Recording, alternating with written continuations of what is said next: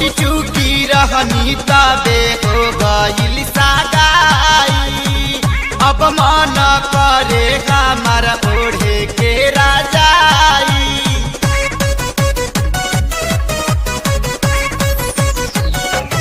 छोटी चूकी रहनी तबे हो गइल सागाई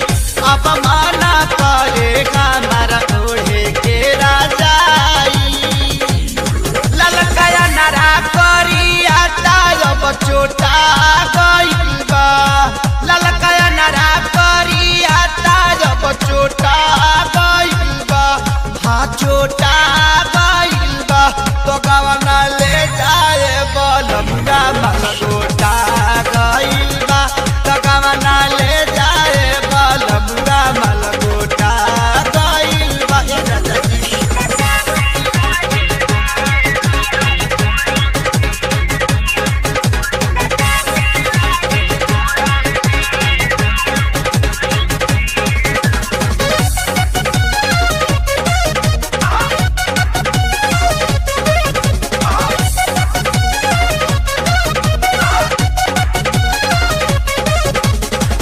कार्तिक में भेजले रहला चोली साइज 32 फुल साइज लागता रे हमारा में 36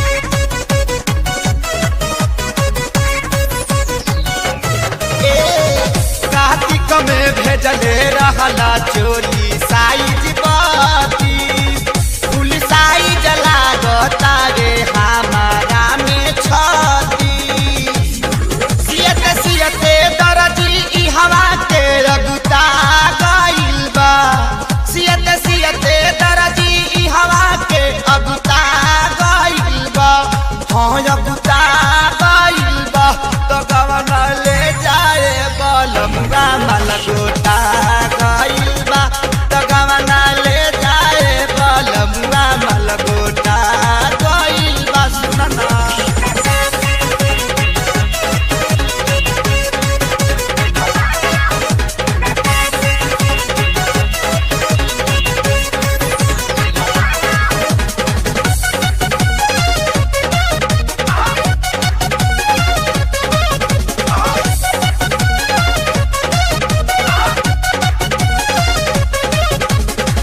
कृष्णा बेदर्दी मनवा हो गइल आवारा